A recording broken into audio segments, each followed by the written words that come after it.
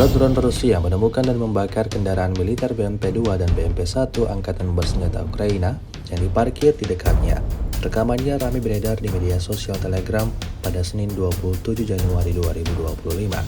Angkatan Bersenjata Rusia tidak pernah kehabisan cara dalam membasmi pertahanan militer lawannya. Satu persatu kendaraan ataupun posisi Ukraina yang terdeteksi langsung dihancurkan militer Rusia, seperti yang terlihat dalam rekaman.